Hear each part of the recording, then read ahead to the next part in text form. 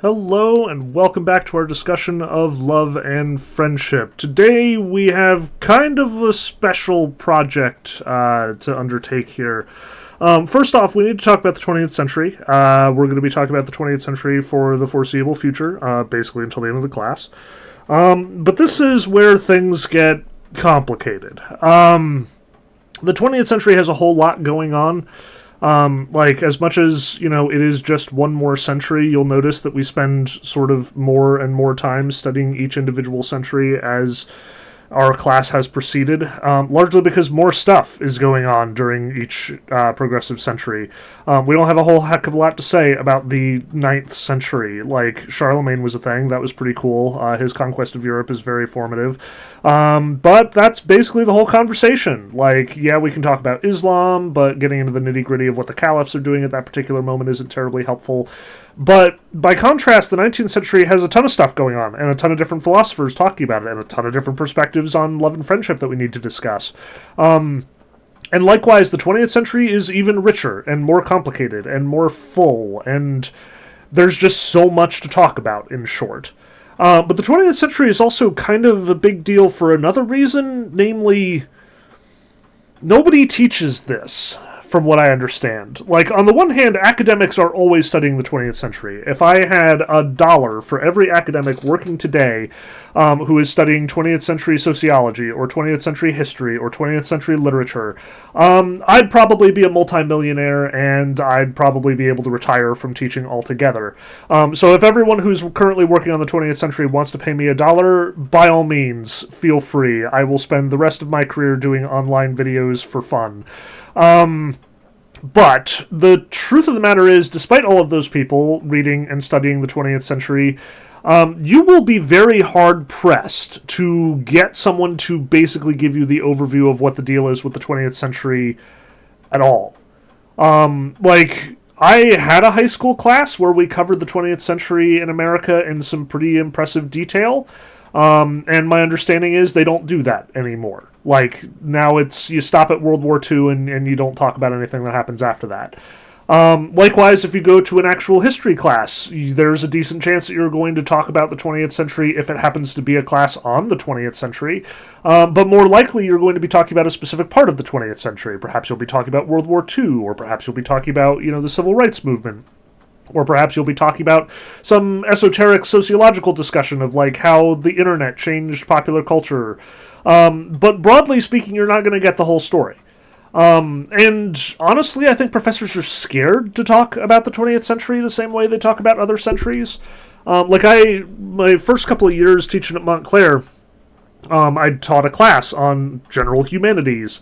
And it was basically like, okay, so we're going to talk about literature and art and music and culture basically from the Renaissance on.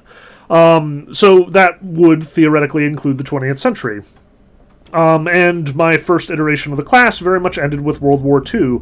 And when I talked to my, the advisor for the department's, course on the subject, her words were, and I quote, "teach as far as you feel comfortable." Which the implication there is that people aren't comfortable talking about what happens after World War II. They're not comfortable talking about the 60s, they're not comfortable talking about the 70s, they're definitely not comfortable talking about anything more recent than that because it reeks of the political. It gets divisive, in short.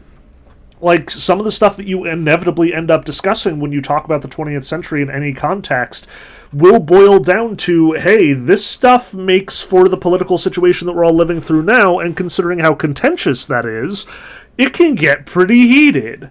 So we're going to talk about it. And actually, we're going to focus on the second half of the 20th century. Like, I'm not even going to spend a whole lot of time talking about World War I and World War II, because I assume you've already covered that in some other class, and it's not all that relevant to us.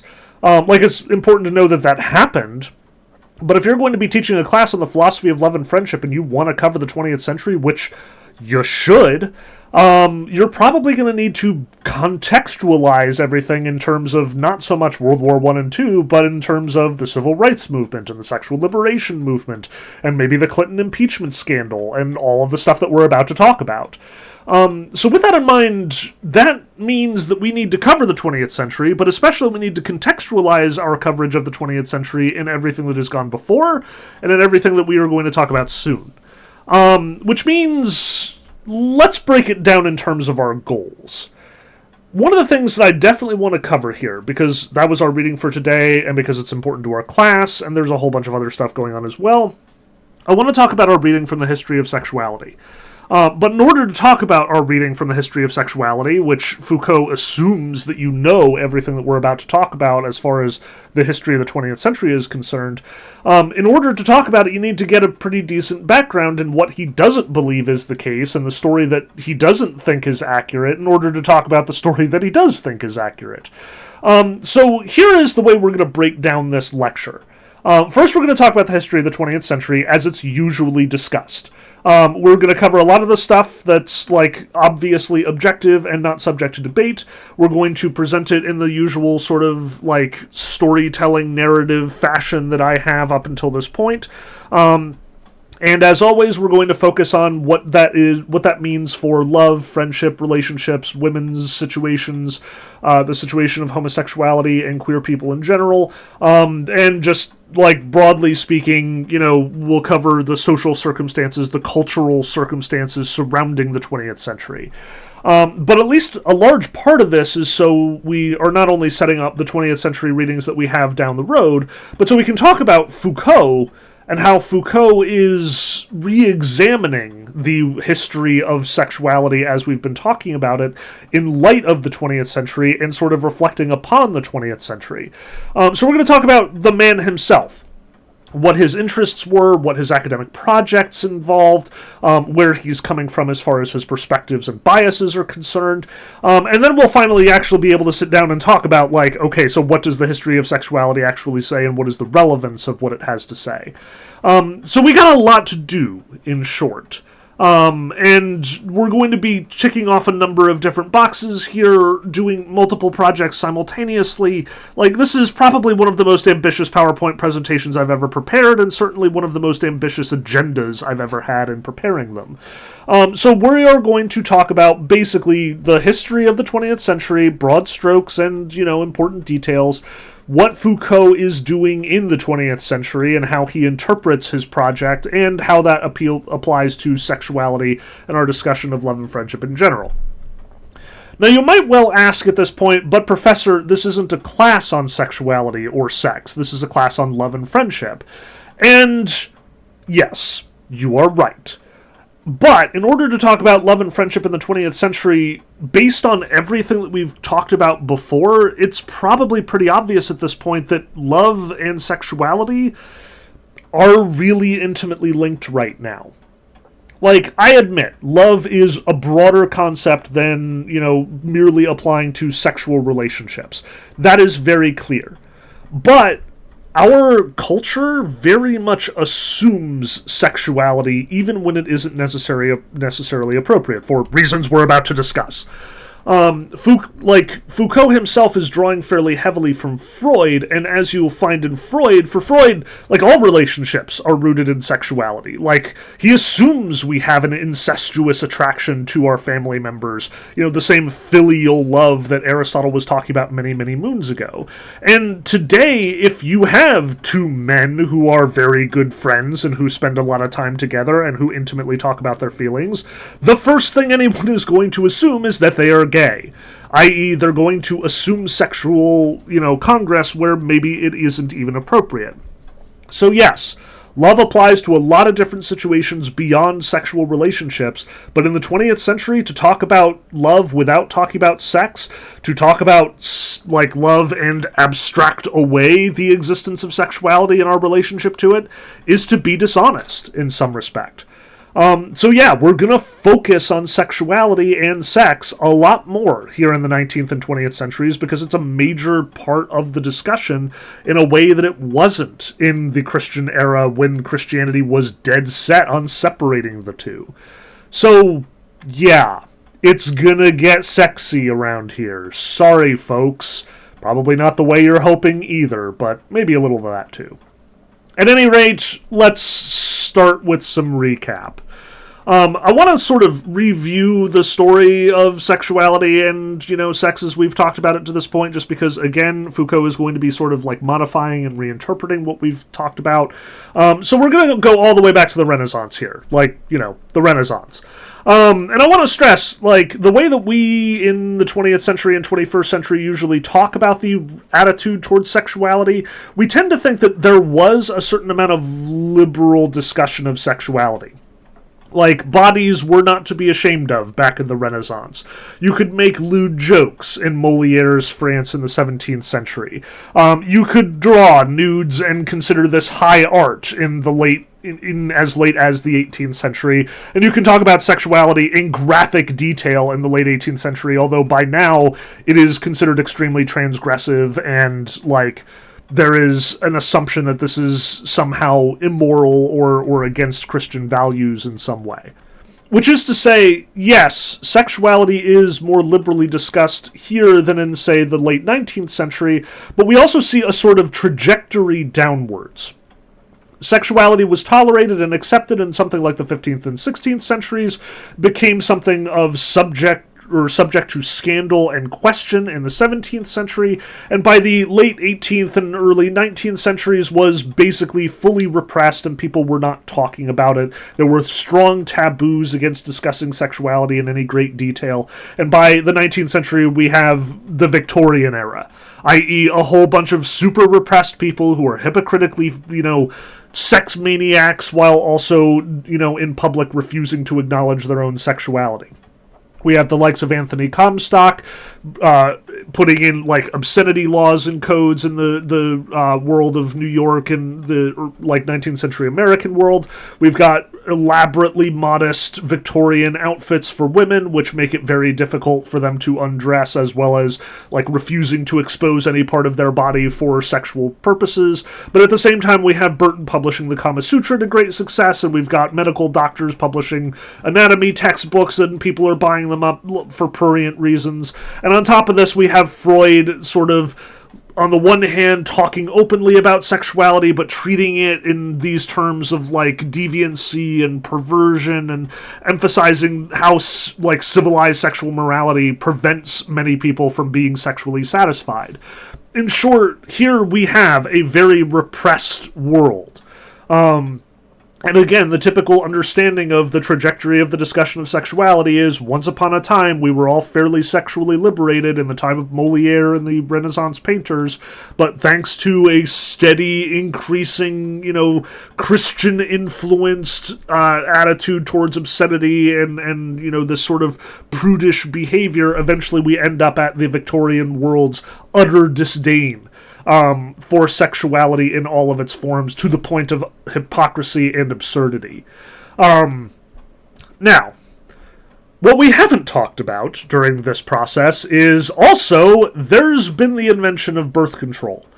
In the mid-19th century, we actually have numerous sort of inventions contributing to birth control. This is where the condom first sort of develops, and yes, we're going to talk about condoms. This is a thing that is going to happen. It will be relevant very soon, don't you worry.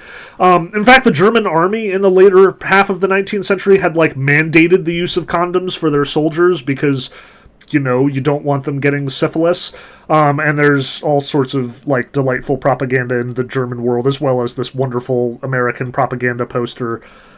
If you can, find this on the internet and, zoom in, because all the little details and notes here are just absolutely wonderful. I think down here it says it's 250,000 times cheaper than the average child. Oh my gosh, I can't even.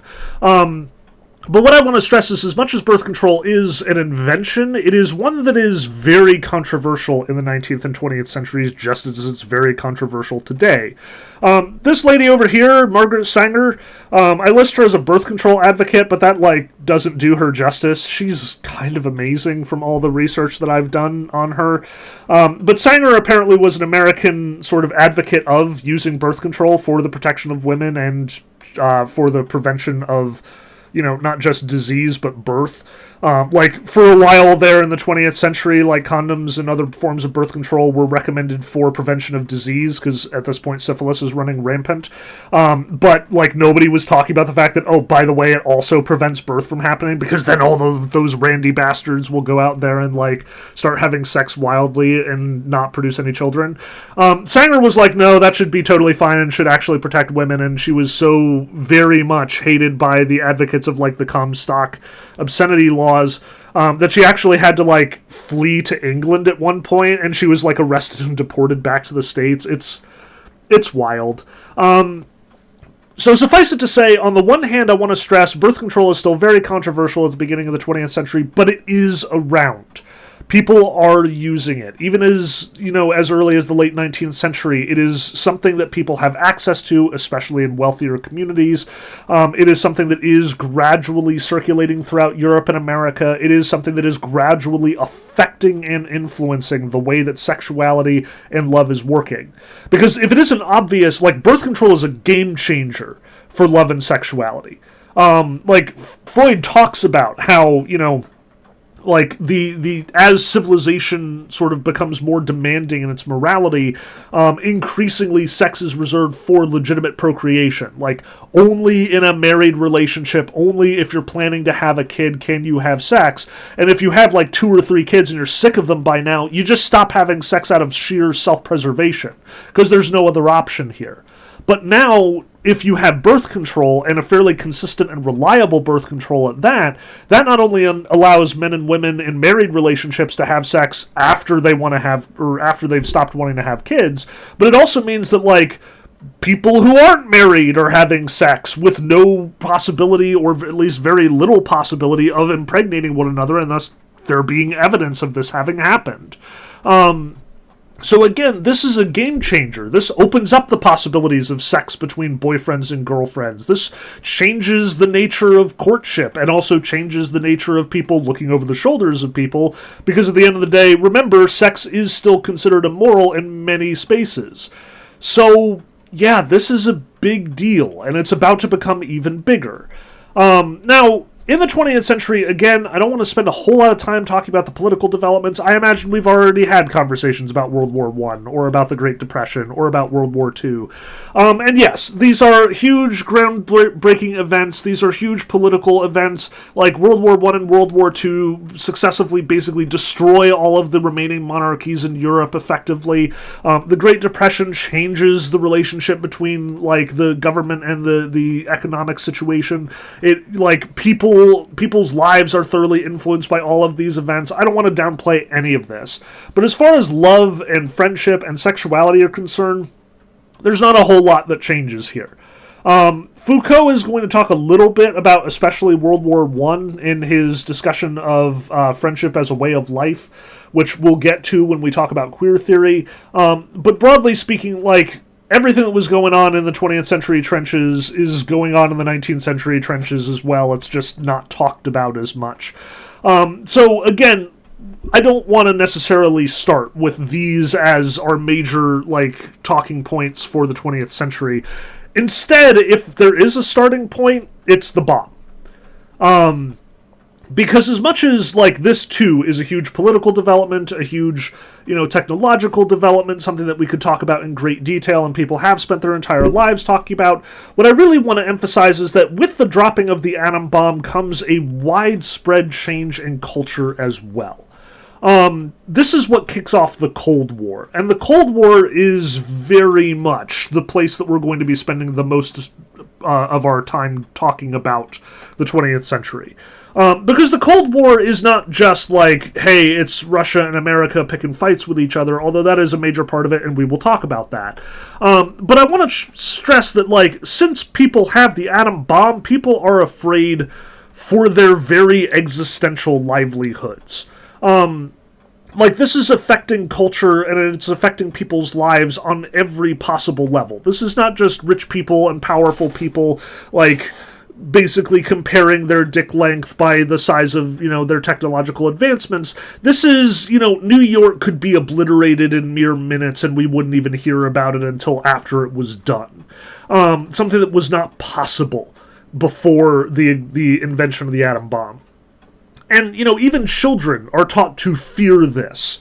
Like, my father and my mother both, talk about their duck and cover drills, where, like, the teacher would tell them to duck and cover, and they would climb under their desks, and what the heck is that even going to do? Like, is that really going to protect you? Look at this flimsy thing. This was definitely paid for by the lowest bidder. Like, come on now.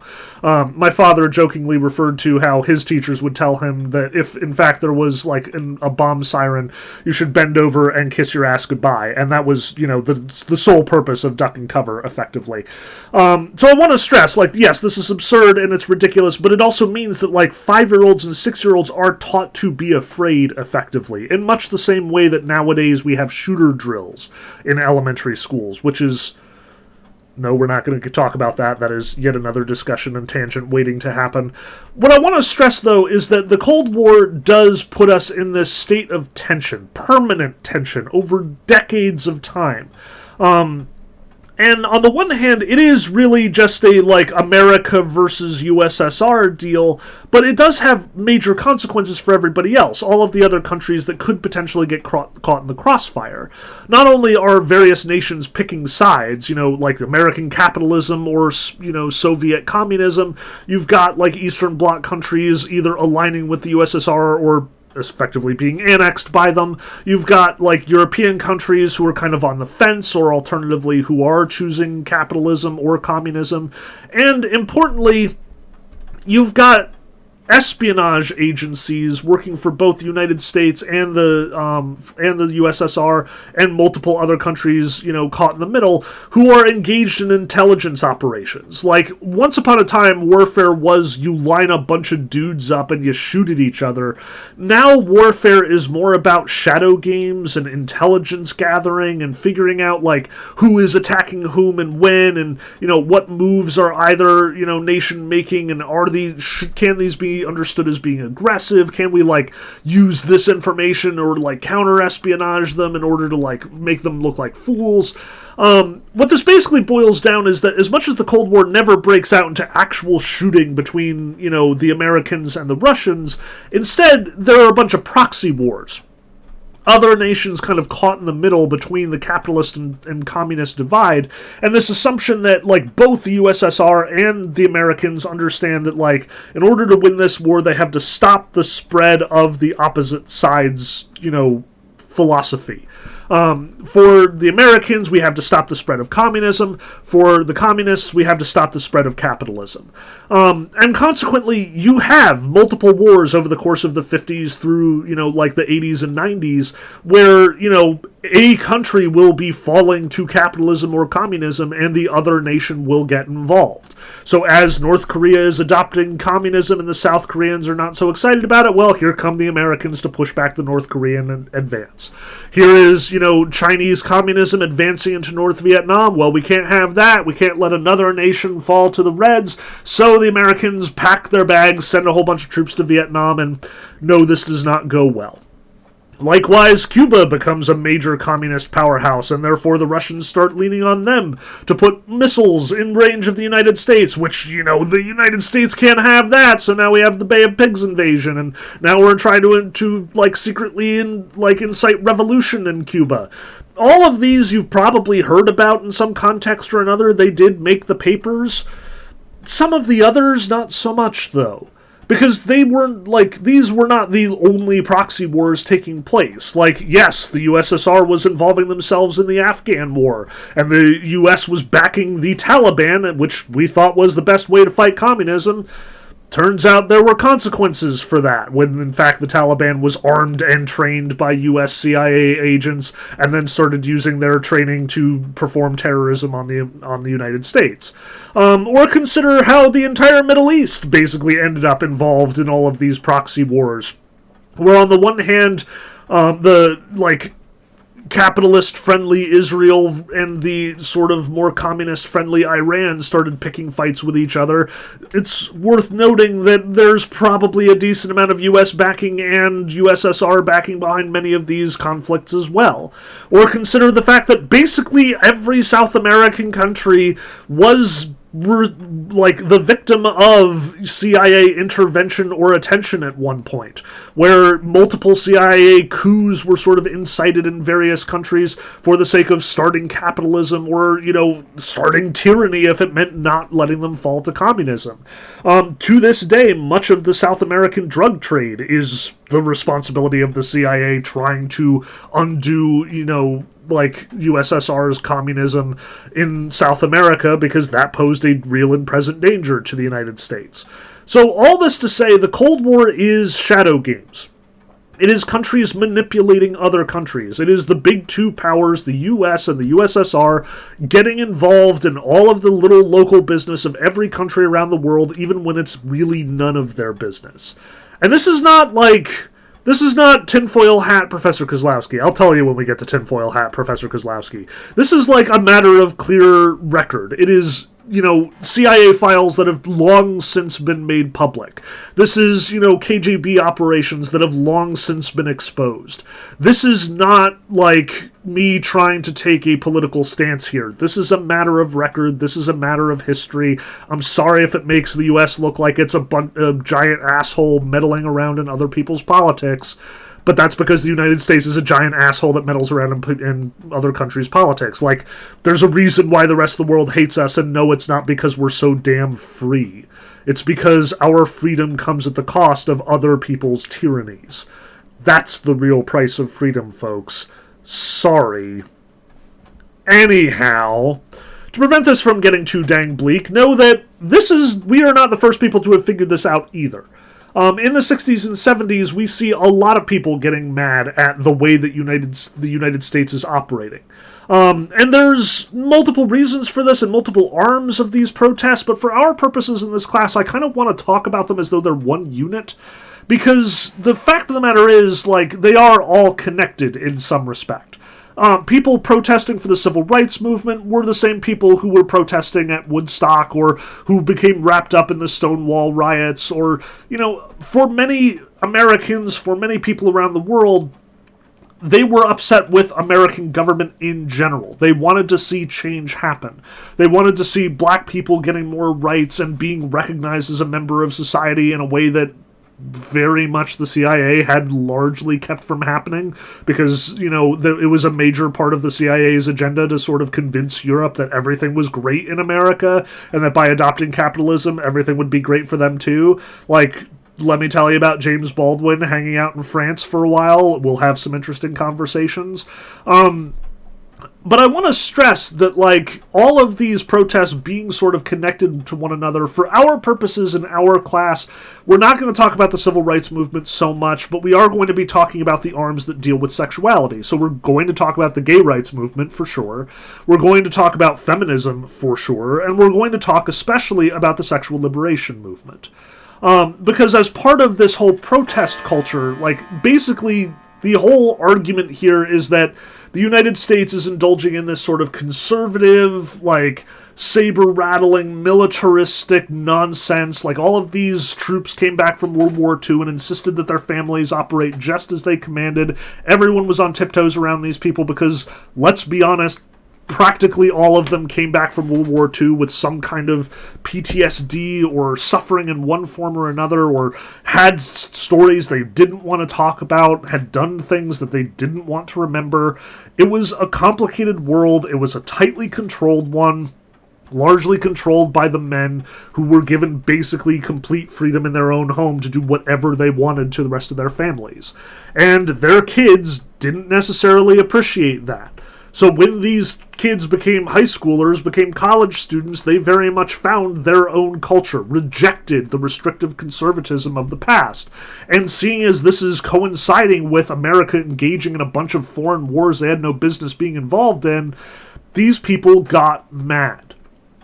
And part of that expression was not just protesting against American involvement or arguing for the rights of, black people or other minorities. This became a matter of sexual protest, where sort of asserting one's own sexuality became part of the civil rights movement, became part of the whole complex of protests that were going on at this point. People were engaging in love, not war. And if you think that that is just like the sort of euphemistic sense, love, make love not war, is implying like, oh, well, we should all be peaceful and, we should love one another in sort of the Christian love your neighbor as yourself sense. Nope! There's a sexual dimension here as well. It's not supposed to be subtle. Like, much of the protest that was going on were hippies and other, sort of protesters engaging in explicitly sexual behavior without the sort of confines or restrictions of formally conservative family dynamics. Remember, birth control is very much accessible now. It's the 1960s and 70s. People have been fighting for that for a while now, and these people are especially keen to make birth control a part of everyday life. So you find hippie communes where, there's total sexual freedom and even expected sexual freedom, where partners are changing all the time. Where you even have television shows where, the swinger lifestyle is being practiced and glorified. And for that matter, even in more sort of conservative or mainstream or popular culture, you find the sort of new world of something like the Bond girl. These women who are in control of their sexuality, but also free with it.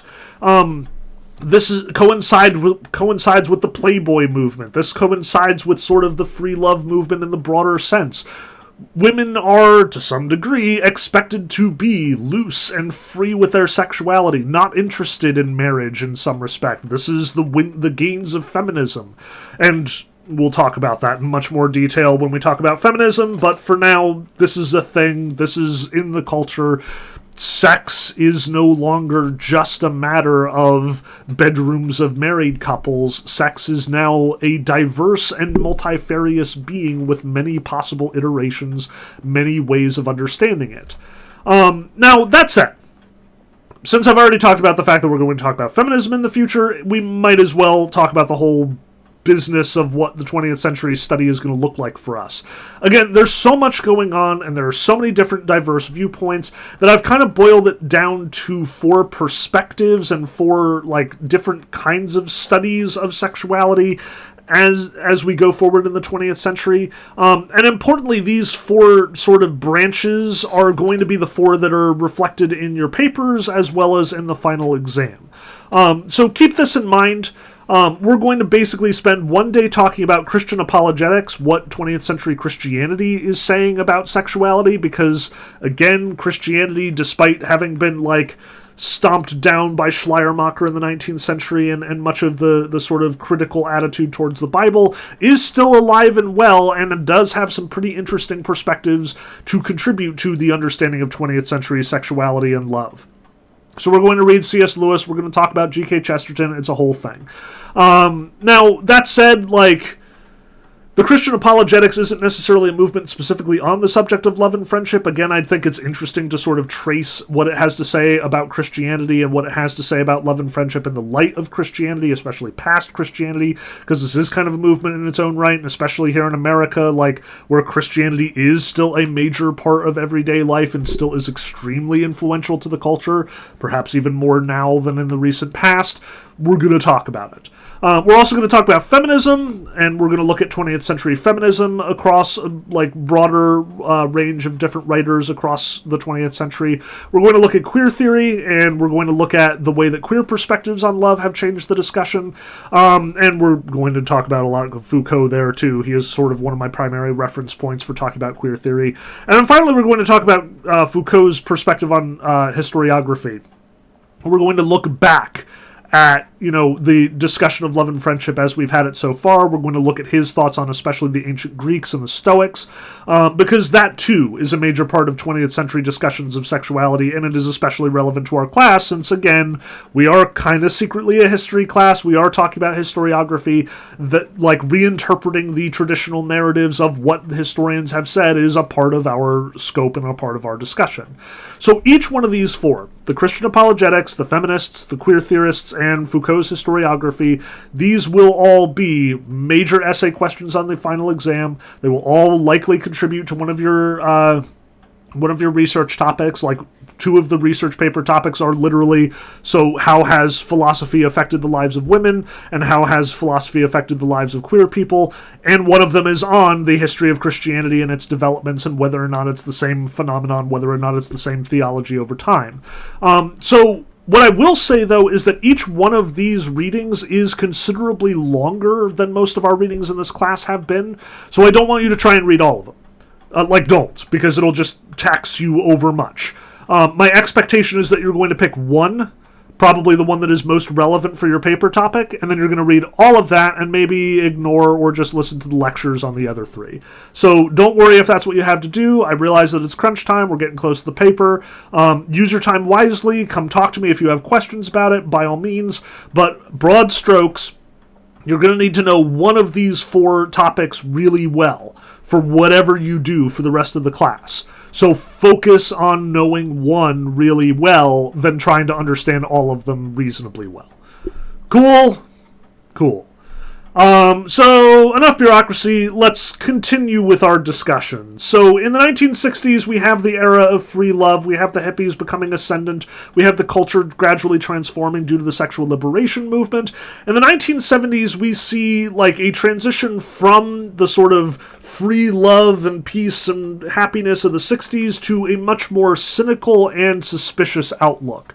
This is the era of the 1970s economic crisis, when gasoline was almost impossible to acquire. This is the age of Nixon's resignation because of the scandal at Watergate. This is the age of Roe v. Wade. A lot is changing with respect to sexuality. Again, now that abortion has become legal, thanks to the Supreme Court decision, sexuality is even more easily expressed and even more sort of consequence-free. But I should also stress that we do not necessarily, rely on the government to make these changes. The protest movement does very much include both the 60s and 70s, but I should stress that if, many have sort of been pointed out that, if the 60s was the good drug trip, the 70s was the bad one. It is where, your initially upbeat, initially, carefree attitude suddenly turns grim and dark. A realization that there are consequences and that the world is, in fact, a darker place here at home than we might have suspected. All of the trouble that is going on in the rest of the world in the 1960s that people are upset about comes home in the 1970s, and people are, if anything, even more upset about that. Now, because of this dismay, this kind of gives rise to some pretty even darker stuff in the 1980s. Reagan is the president for much of the 1980s and very much the sort of aggressively transformative and culturally relevant president of the 1980s.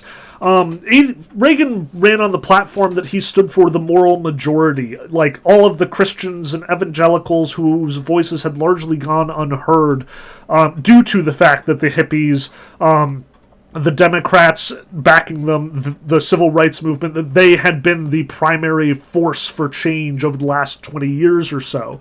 He promised a return to 50s morality, promised a return to the sort of conservative mindset and outlook, the, economic and America first outlook that had made the 50s so economically profitable. And he had a whole economic platform that is very controversial and very much, something that is not relevant to our discussion, so we're not going to talk about it at great length. But what I really want to focus on is that Reagan's ascendancy accompanied the rise of conservative evangelical Christianity and the likes of Jerry Falwell, as well as it coincided with the AIDS crisis, which predominantly affected the queer community, and as a consequence, Reagan did not care about it. Aggressively did not care about it. To the point that we've got this political cartoon where we've got Jerry Falwell, the sort of major evangelical Christian leader and major supporter of Ronald Reagan, outspokenly sort of linking the Christian church to Reagan-era conservatism and politics. And you can see him praying at his bed, "We thank you for the gifts of herpes and AIDS. Now send us something for all the other weirdos." This is pretty apt to how people understood Reagan's policies at the time. Like, queer people felt not just abandoned, but actively antagonized, actively attacked by Reagan just letting the AIDS epidemic utterly wreck the queer communities. And their protests were very much geared towards, we need help. We need some kind of cure. We need some research, some money spent to, like, help destroy this virus. And Reagan just did not care.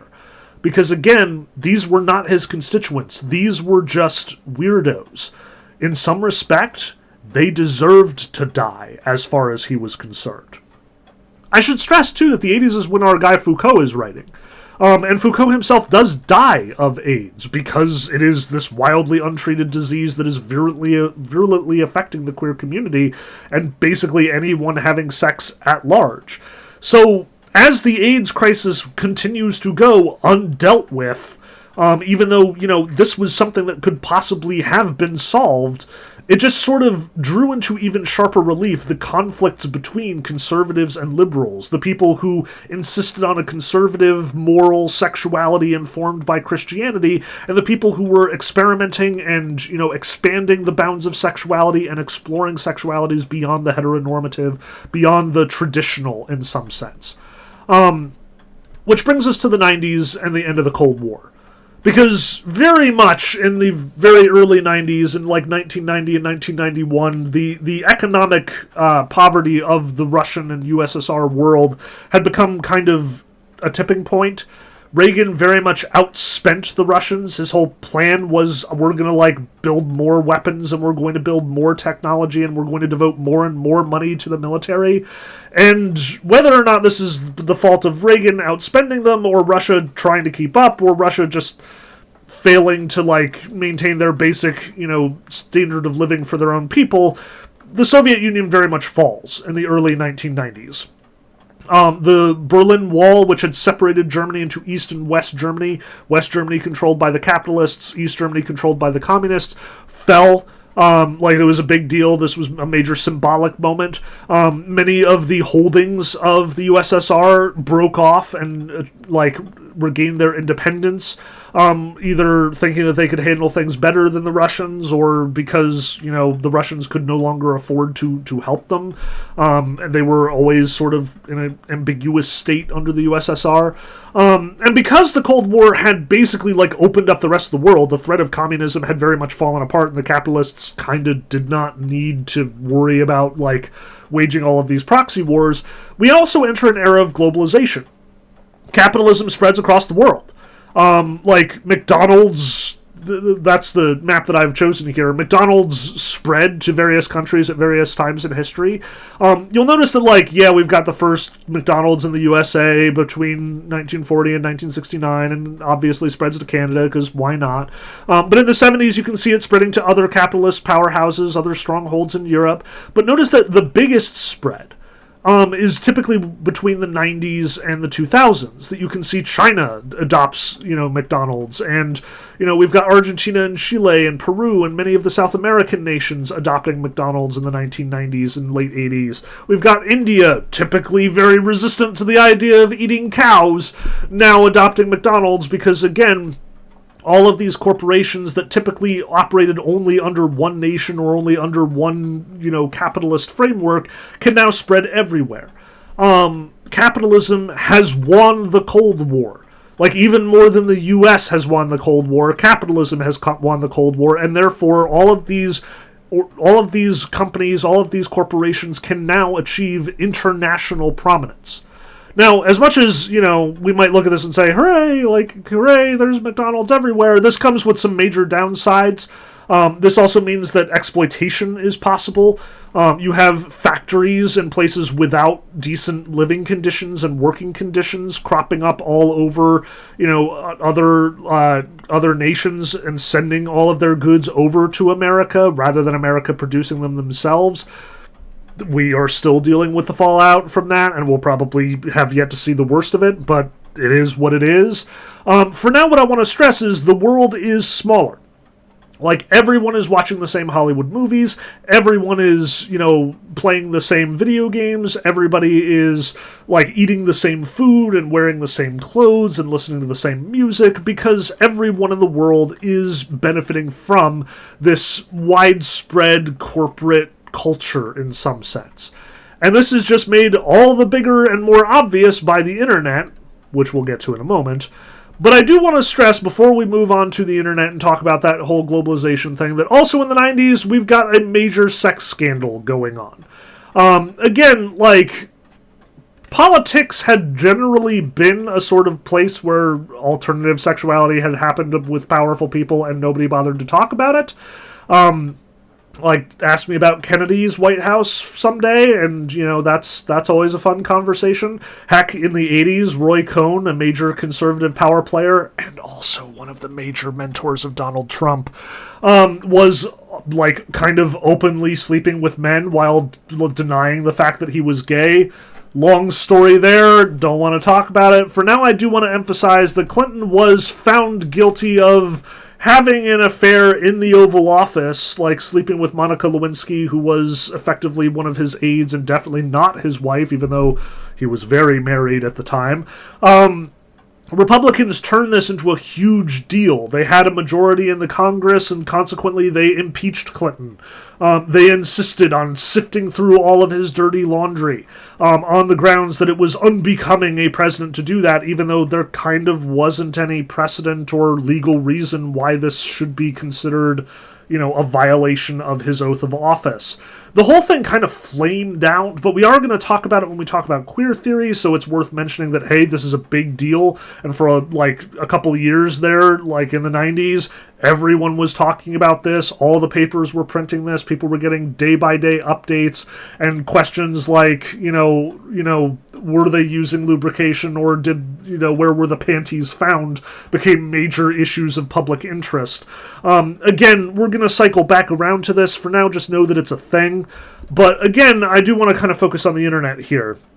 Because in the 90s, the internet very much becomes a thing that is readily available for many Americans. I won't say most, because that's rather classist when it comes right down to it, and to this day, I'm not sure the internet is quite as prolific and universal as we might like to think, much as, it's very comfortable to get on our phones and see people from all over the world and be like, look, everybody's got the internet, right?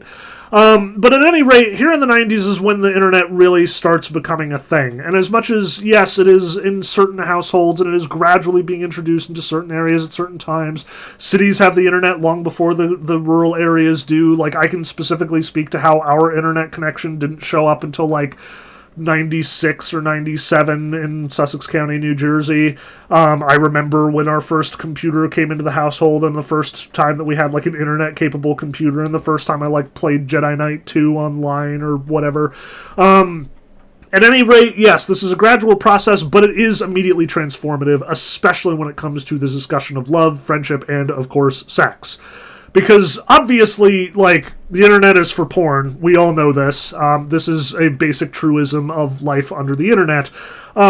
Sexual material and sexually explicit material obviously becomes way more accessible with the advent of the internet. It was there before. Again, Playboy's been around since the 1960s, and, boys sneaking Playboy mags are kind of a fixture of 1960s through 1980s and mid-1990s culture. But I gotta stress, once pornography becomes only, a click of the button away, not only do you have, pornography readily accessible and, young men and women, for that matter, being exposed to more and more pornography, but we should also stress that it can be specialized. I realize that this is fairly cryptic, but since we were already talking about poop fetishes, by all means, let's talk about poop fetishes. Fetishism is also very much ascendant with the rise of the internet.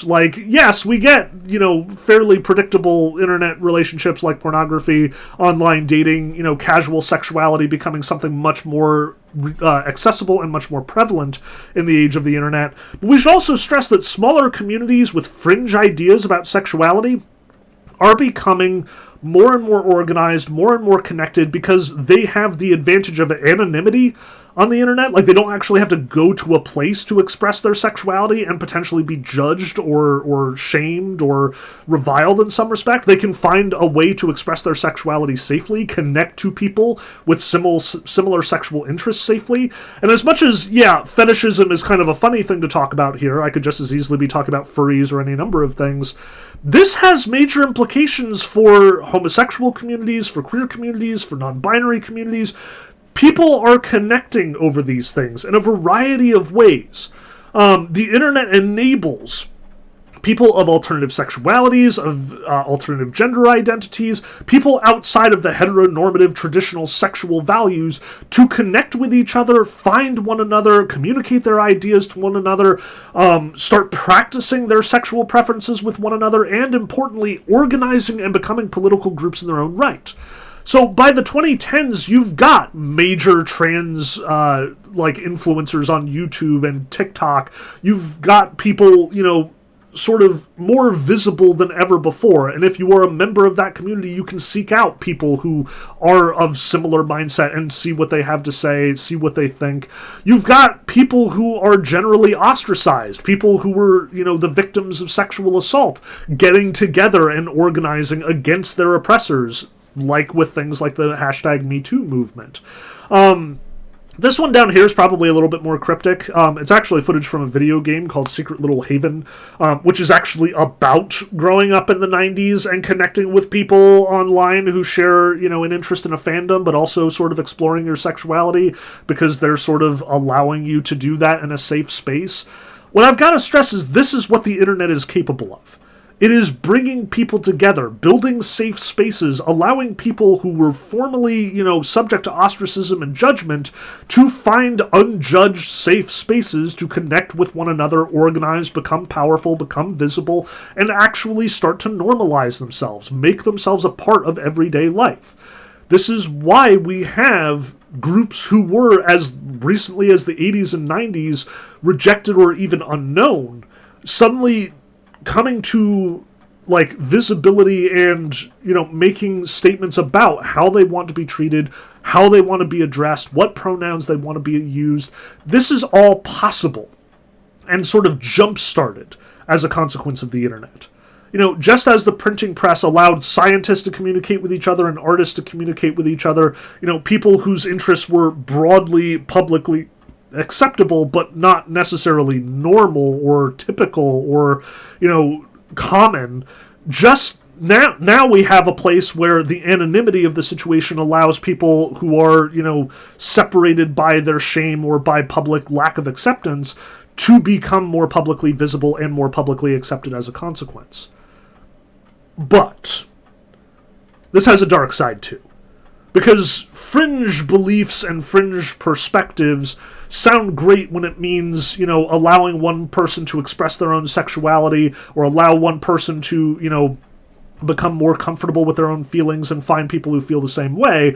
But that applies to conspiracy theorists, that applies to fringe political movements, just as, trans people becoming more visible on the internet or non-binary people becoming more visible on the internet means, more non-binary people and more trans people feel comfortable talking about themselves and talking about their life experiences and talking about their situations. The same is true with radical conservative speakers talking about, fringe ideas like racism and white supremacism or, normalizing Islamophobia or homophobia. That too becomes acceptable in some sense. That too allows these people to organize and change the world as well. So, yeah. Let's take a breather here. So, on the one hand, what I want to stress is that sexuality has changed a lot during the 20th century. Love, friendship, sexuality, all of these things have become more and more prevalent and more public in some ways. It has become more and more acceptable to talk about one's sexuality thanks to things like the sexual liberation movement, and this is the way we typically understand it. This is the way we typically talk about these things, that we were very repressed back in the Victorian era, but we have gradually liberated ourselves, and now we are dealing with a world that is full of different perspectives on sexuality, on identity, and there's a certain amount of tolerance guaranteed to all of them.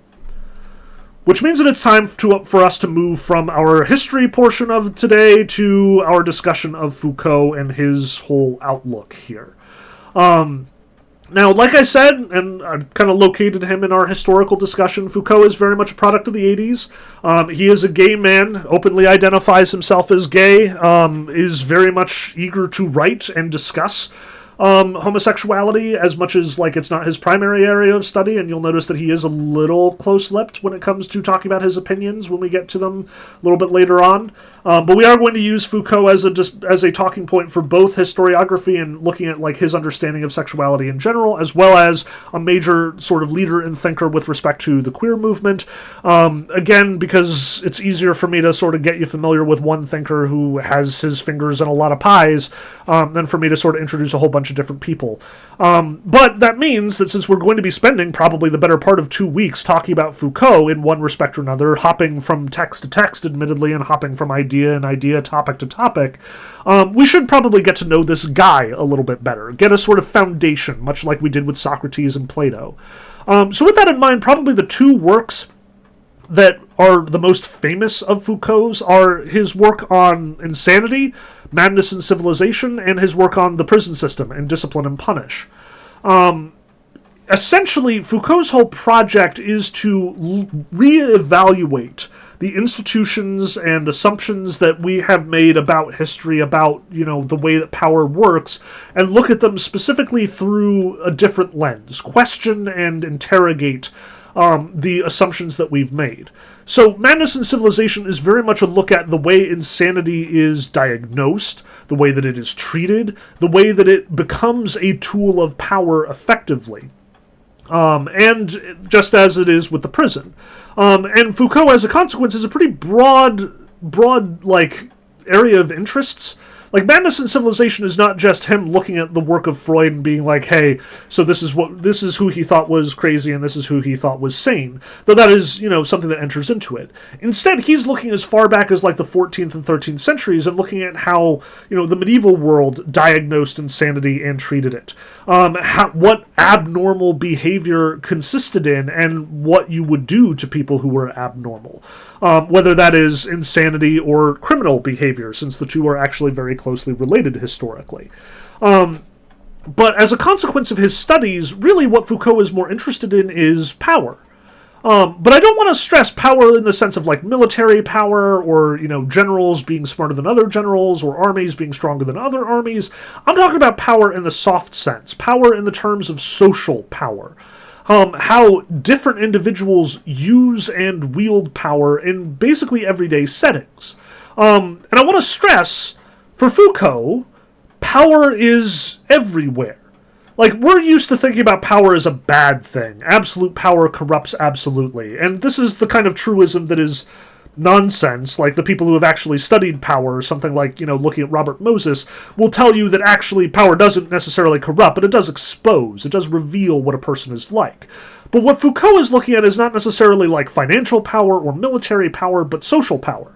The fact that in an average first date situation, there is a power dynamic. That you expose yourself to the other person carefully and gradually. Do I want to talk about this with this person? Do I want to tell them that I have a child or that I don't have a child? That I was married or that I, haven't been married? Do I want to tell this person that actually I have, some weird sexual fetish that might influence our relationship down the road? Do I want to tell this person that I, want to have kids someday and that should probably inform our decision-making going forward? Or do I withhold that information in order to gain power over them? So they will maybe put out for me, and then we can talk about the other stuff later. It'll feel good now, and it will feel bad later, but, we can deal with that. Or alternatively, Foucault talks about the relationship between a teacher and a student. That there is a central power dynamic here, and an unbalanced one at that. The teacher has all the power in the classroom, and this is generally considered a good thing, because the teacher knows more than the student. That on the one hand, there are many the tyrant teacher who insist on, running their classroom like a dictatorship, but on the other hand, in its appropriate setting, a teacher can be a benevolent agent who, informs and allows people to learn more because they possess knowledge that the other people have. Likewise, social ostracism can be a source of power, or a therapy session or a psychological diagnosis can be a source of power.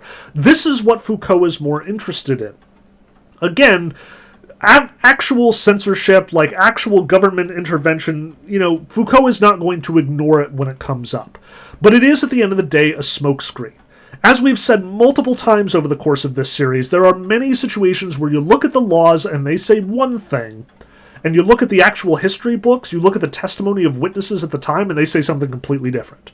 Maybe the Islamic world says that women can't go out into public, but for some reason there are a whole lot of women in public, and there are a whole lot of, women doing stuff that otherwise would be considered unacceptable according to the Islamic authorities at the time.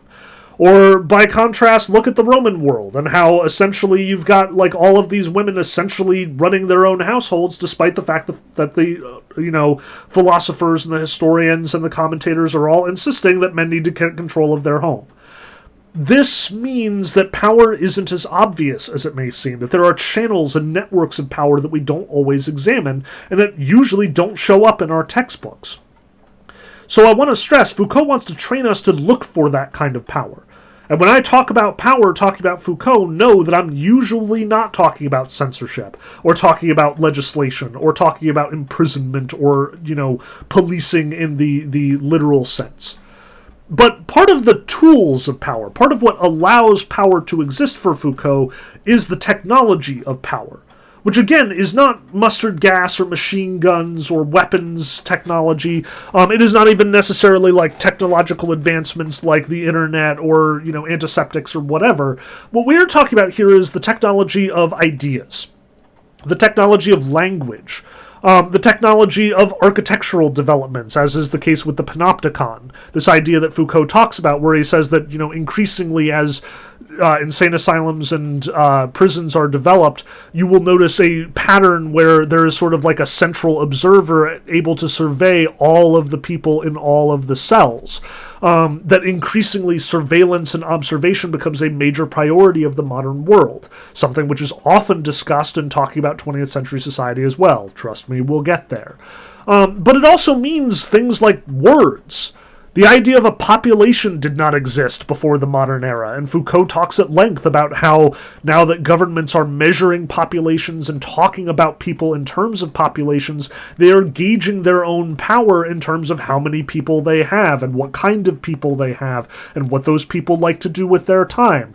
And for that matter, they can reflect that back on them, exerting subtle controls, like passing laws in order to make the population behave in a certain way or do certain things, rather than dealing with individual groups of people or individuals themselves or some sort of broad strokes idea of human nature. Likewise, something like a diagnostic manual can be a tool of power. And on the other side, the terms that we use to describe ourselves are tools of power as well.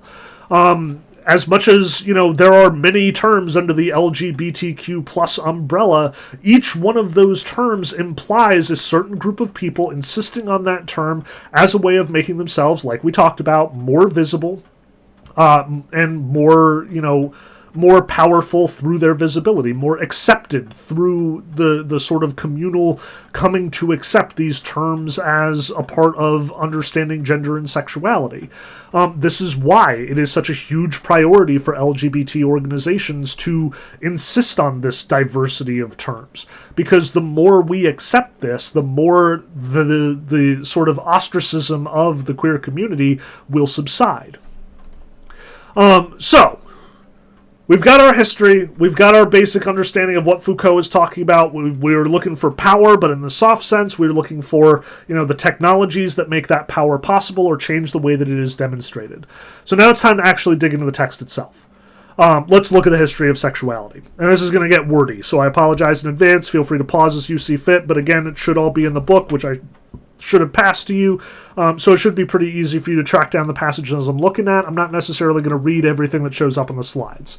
So, to recap, Foucault describes what he calls the repressive hypothesis, the one that we've already explicated, the one where, back in the early modern world, sexuality was, a part of everyday life and nobody was necessarily talking about it or scrutinizing it. It was just accepted and people went on with their lives. We moved on to a Victorian era of extreme modesty and repression. But happily, thanks to the sexual liberation movement, people started sort of fighting back against their oppressors and their own sexual repression. And hopefully one day we will achieve some sort of perfect sexual harmony where we will all be happy and carefree, and we will no longer feel like our sex is being policed or that we are unable to express ourselves sexually, because it is somehow socially unacceptable for no good reason. This is the repressive hypothesis as Foucault describes it. Again, if you read the first section in the history of sexuality, We Other Victorians, he'll describe this in some detail. But what I want to emphasize, because this is where my students frequently get hung up, is that this is not what Foucault believes. This is, for Foucault, a myth. It is the way we talk about sexuality, but he has some questions about it.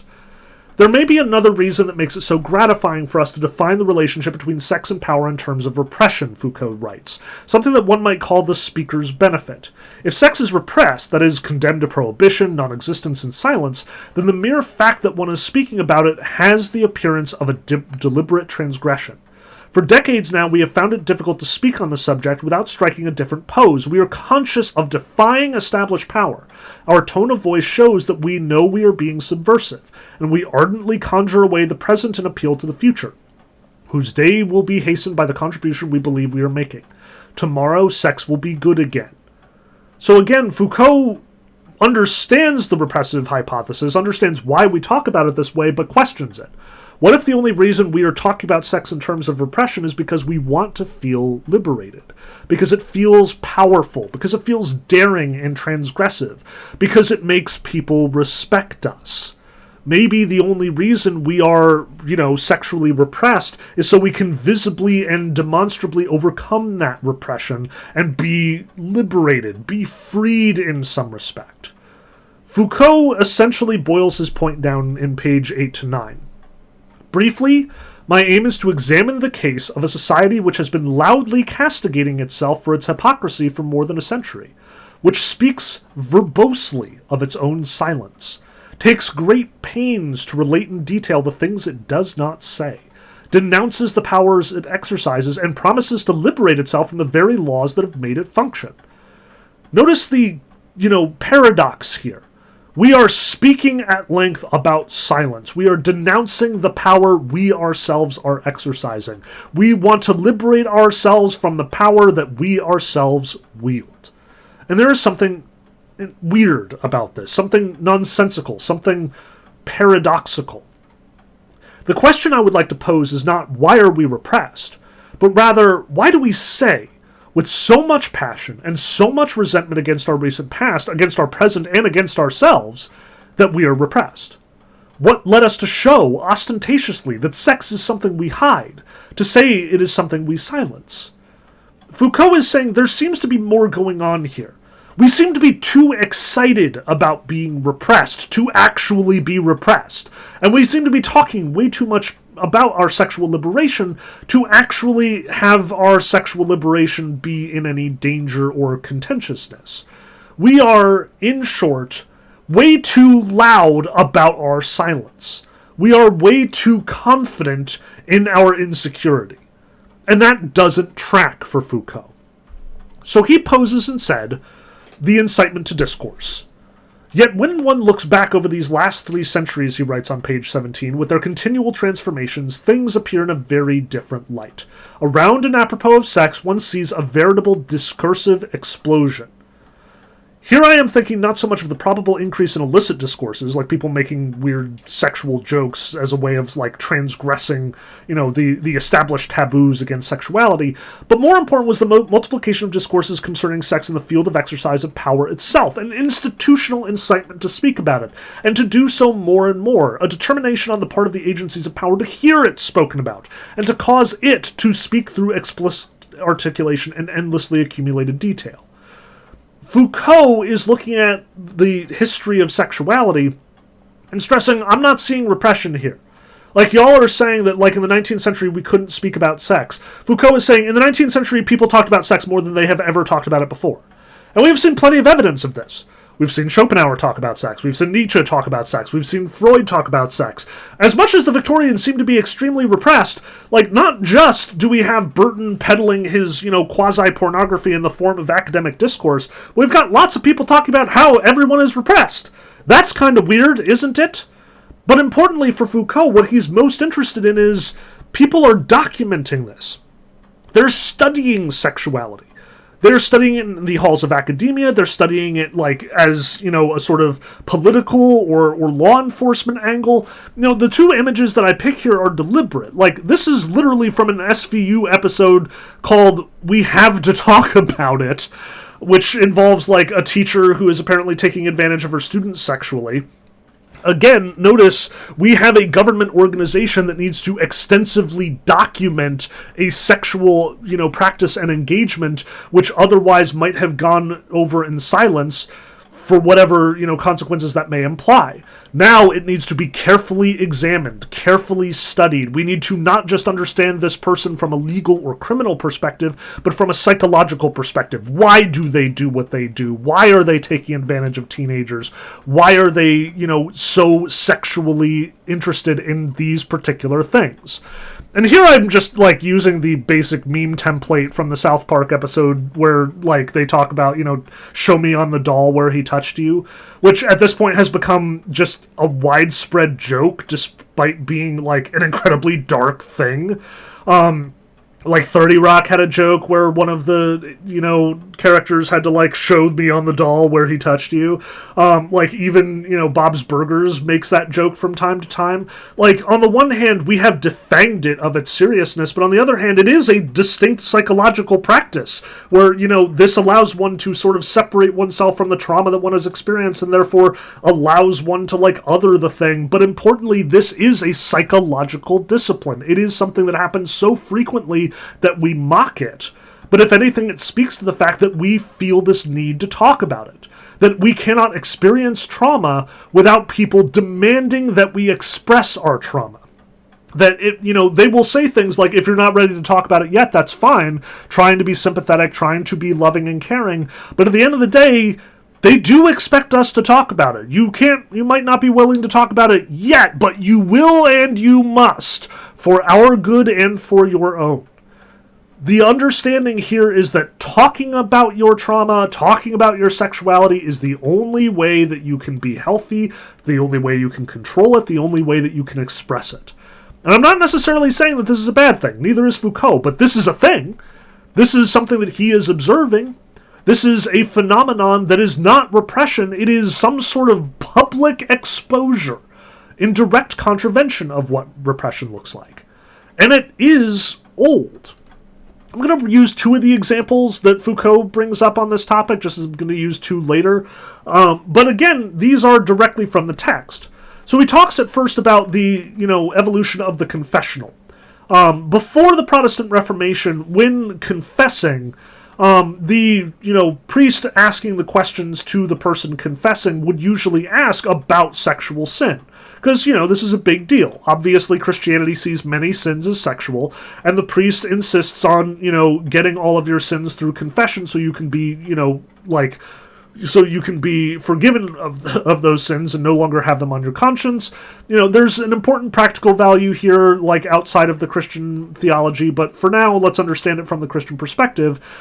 What changes, though, is that initially, the sexual confession, like tell me about the adulterous affair you had, or tell me about your fornication, or tell me about your prostitute. Usually this came down to an expression in elaborate detail of the acts. What did you do? How did you do it? Like, notice the way that Foucault describes it up here. According to Tamburini, he had for a long time believed indispensable for the confession to be complete. In order for the confession to be complete, you needed to describe the respective positions of the partners, the postures assumed, gestures, places touched, caresses, the precise moment of pleasure. You had to describe the act in great detail, in short. And you kind of get the sense the medievals are onto something here. Like, if you are forced to describe all of your sexual actions in painstaking detail to a man who is both an authority figure and a celibate figure, and a person who may or may not be partially responsible for your, salvation, you kind of get the sense that they're not going to do this again because they don't want to go to confession again. Like, they will be adequately punished by the having to express all of the things that happened. But after the Council of Trent, the sort of Catholic response to the Protestant Reformation, the Counter-Reformation insists that instead, discretion is advised, with increasing emphasis. And Foucault quotes Paolo Signeri, "This matter is similar to pitch, for however one might handle it, even to cast it far from itself, it sticks nonetheless, and always soils." The priest is no longer asking questions about, okay, so when did you come? Or when, how many partners did you have? Or how did you caress her? Or, what was the expression? What was the touch that you made? What gesture did she make? What did you say? What happened, in short? Now we're not going to talk about that, because that's too tempting to the priest. That could corrupt him as well. Which, notice, that means that we're already judging sexuality more harshly here. We are, as the repressive hypothesis might suggest, in fact repressing the discussion of explicit sexual behavior, where once it was something fairly commonplace, where the explicit description of sexual details was to some degree normal, now it is ostracized. But notice the replacement. While the language may have been refined, the scope of the confession of the flesh, continually increased, above all because it attributed more and more importance in penance to all the insinuations of the flesh. Thoughts, desires, voluptuous imaginings, delectations, combined movements of the body and the soul. Henceforth, all this had to enter in detail into the process of confession and guidance. According to the new pastoral, sex must not be named imprudently, but its aspects, its correlations, and its effects must be pursued down to their slenderest ramifications. A shadow of it in a daydream, an image too slowly dispelled, everything had to be told. Notice the movement. We are still upset about sex. We are vilifying the act itself. We are not even going to talk about the act itself. But you're going to tell me everything about your thoughts. Now the confession is a place not just for discussing the act that you undertook, but the fantasies you had leading up to it, the desires, the emotions, the feelings. That is what is much more on trial here, in some sense. That is what is much more examined. And notice that there is something infinite about the thoughts that was not present for the act. Like, if you're going to describe in painstaking detail the sexual act you performed, there is a limit to what you will say. You will eventually come to the end. Like, you will run out of memory, or you will be like, I don't remember whether I did this then or this afterwards, or, you will say, like, I don't remember where I touched her there first or there. But at the end of the day, you're going to get to, and then the two of us went our separate ways, and that was the end of the meeting. Conversation over. At which point the priest will be like, all right, say your Hail Marys, call it a day. But when it comes to thoughts, you have questions like, did you even think that? Were you not thinking about sex all week long? Or did you in fact have fantasies? How many fantasies did you have? What did they look like? What did they feel like? You can examine these forever, which I want to stress because we're going to come back around to that. But notice that what Foucault is emphasizing here is that it is changing. Neither of these are repression fully understood. But what change is occurring, we should understand, both in the context of no longer able to talk about gratuitous sexual physical acts, but more inclined to talk about the things that one felt, the things that one wanted. And this bleeds over into the scandalous literature of the 18th and 19th centuries as well. Like, again, by now, sex is not something that we can talk about as openly as we did before. Like, this is after the Rococo movement has already sort of run its course. We have writers like the Marquis de Sade, who is sort of famously immoral and famously sexually explicit, as well as this work that Foucault spends quite a bit of time talking about, My Secret Life, by an anonymous Englishman. Notice what he says about My Secret Life here. The anonymous author of My Secret Life sometimes excuses himself by stressing his concern to educate young people. This man, who had 11 volumes published in a printing of only a few copies, which were devoted to the least adventures, pleasures, and sensations of his sex. I recount the facts, just as they happened, insofar as I am able to recollect them. This is all I can do. A secret life must not leave out anything. There is nothing to be ashamed of. One can never know too much concerning human nature. Notice the implication here. This is all I can do. A secret life must not leave out anything. Like, isn't that insane? Like, a secret must not leave out anything? Like, if you're going to claim to, present your secrets, then you apparently have to present all of them. You have to describe what happened in the most painstaking detail. Why? Why is that necessary? And yet Foucault sees this all over the literature of the 18th century and the literature of the 19th century that deals with sexuality. He sees it in, de Sade as well. Your narrations must be decorated with the most numerous and searching details. The least circumstances apt to have an immense influence upon the procuring of that kind of sensory irritation we expect from your stories. And Foucault sees this in the medical literature as well. All of these scientists, all of these doctors, all of these psychologists, all of these philosophers saying, sex is not something we want to talk about, but it is something we must talk about. There is not just an incitement to discourse here, this sort of like, I feel like I must expose myself. No, there is a necessity here. There is a gratuitousness to it.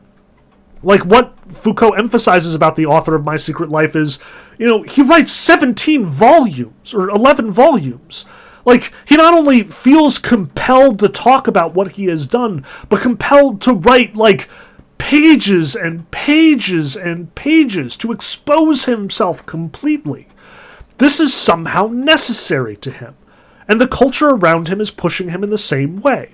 Through the confessional, through the medical diagnostic table, through the therapist's chair.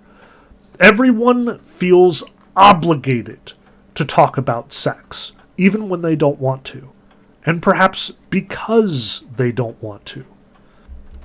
Now, this goes along with a sort of effort from higher up the chain, like more obvious politically relevant sources, to sort of survey and police sex as well. To quote page 26, there was a progression from the crudely populationist arguments of the mercantilist epoch to the much more subtle and calculated attempts at regulation that tended to favor or discourage an increasing birth rate. There emerged the analysis of the modes of sexual conduct, their determinations and their effects. In time, these new measures would become anchorage points for the different varieties of racism of the 19th and 20th centuries. It was essential that the state know what was happening with its citizen sex and the use they made of it. Between the state and the individual, sex became an issue, and a public issue no less. A whole web of discourses, special knowledges, analyses, and injunctions settled upon it. Again, as Foucault stresses, the invention of the word population suddenly means that, all of these governments are interested in what their population is doing. And especially in dealing with sex, they need to know that their population is growing. A greater population means a larger army, means a more powerful workforce, means the ability to get one over on your neighbors. And consequently, governments are more and more interested and more involved with the activities of their people in the bedroom. Now, that can take the form of a census, like, what is your sexuality? Are you married or are you not married? How much sex are you having on a regular basis? But also note the little, particularly bleak line there. In time, these new measures would become anchorage points for the different varieties of racism. This is all back to social Darwinism and the eugenics movement as well. Governments are interested in who is reproducing, and importantly, who is not reproducing. And there are quite a few movements in the latter half of the 19th century that are encouraging white people to procreate and black people and other races to stop procreating. To encourage white people to keep having those babies, keep making the white race more and more powerful, but we also have to stop miscegenation, marriage between the races, which is outlawed in many places, as well as stop, people from other races from reproducing and outnumbering the white people in your given country. Heck, arguably, the discussion of whiteness is itself a kind of technology in the Foucauldian sense. This idea that a white person has no trace of blackness or any other race is nonsense when you compare it to the way we talk about black people, or the way we talk about Native American people, or the way that we talk about Asian people. White people is something that has to stay pure somehow. It is lost when a white man marries a black woman, or vice versa. What the hell is that about? But notice this is a tool of power that Foucault is observing here. Again, this means that governments need this information, are studying this information, are interested in this information, and again, making people talk about it, as we said before. And additionally, as much as, the racist angle seems pretty abhorrent, we should stress that this extends well beyond that as well. One of the most powerful examples I find in this whole text of the sort of surveying and policing sexuality is when Foucault starts talking about children. You should stress, Foucault is interested in the sexuality of children throughout this discussion, if only because so many people are writing about it, so many people are talking about it, so many people are convinced it does not exist. But notice, this was not all. The sex of the schoolboy became in the course of the 18th century a public problem. Around the schoolboy and his sex, there proliferated a whole literature of precepts, opinions, observations, medical advice, clinical cases, outlines for reform, and plans for ideal institutions. Notice, the assumption here is that kids don't have sex, but what's clearly the case is they do, and we need to stop it.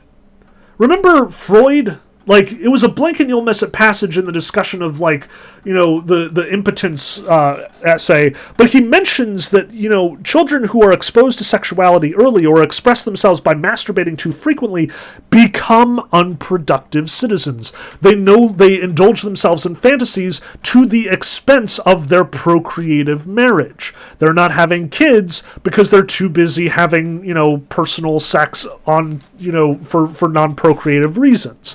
And therefore, they are outlawed. Therefore, the law says that this is unacceptable. Heck, even sodomy, like anal penetration, is frequently made illegal because, again, it is immoral from a Christian standpoint, arguably, though that one's honestly pretty dubious.